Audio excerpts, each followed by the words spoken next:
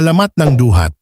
Noong unang panahon sa isang payapang nayon sa Pilipinas, may isang dalaga na nagngangalang Dalia. Siya ay kilala sa kanyang napakagandang mukha at busilak na puso. Maraming binata ang humahanga sa kanya, ngunit isa lamang ang iniibig niya, si Haron, isang matapang at mabait na mandirigma ng kanilang bayan.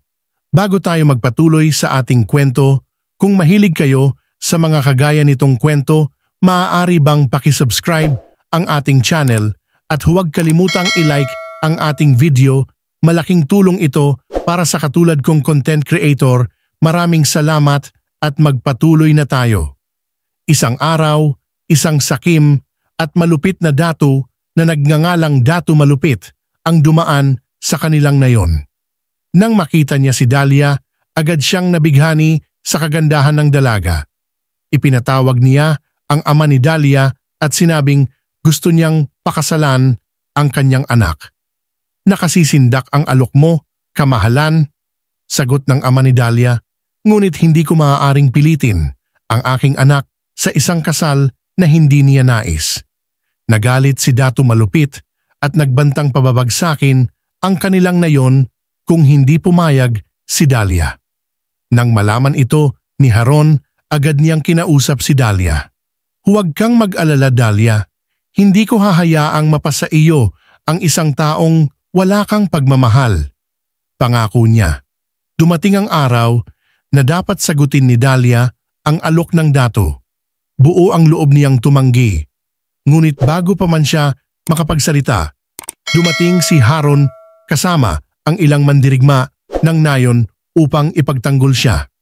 Nagkaroon ng isang matinding labanan sa pagitan ng hukbo, ng Datu at ng mga mandirigma ng bayan. Isa-isa nang bumagsak ang mga tauhan ni Datu Malupit. Ngunit sa huli, natamaan ng palaso si Haron. Niyakap siya ni Dalia habang unti-unting nawawalan ng buhay ang binata.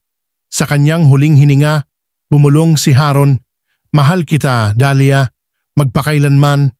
Sa sobrang lungkot, yumakap si Dalia sa katawan ni Haron at nagdasal sa mga diwata upang mabigyan ng alaala ang kanilang pag-ibig. Hindi nagtagal, isang mahiwagang kidlat ang lumitaw at tinamaan ang katawan ni Haron. Bigla itong naglaho at sa lugar kung saan siya nahiga, may tumubong isang punong may maliliit na prutas. Nang hinog na ang mga prutas, kinuha ito ni Dalia at napansin niyang kulay itim ang balat, ngunit sa loob ay mapula tulad ng dugo ni Haron. Tinawag ito ng mga tao bilang duhat, bilang alaala ng dakilang pag-ibig ni Haron at Dalia. Mula noon, ang puno ng duhat ay naging simbolo ng tunay na pag-ibig, sakripisyo at katapangan.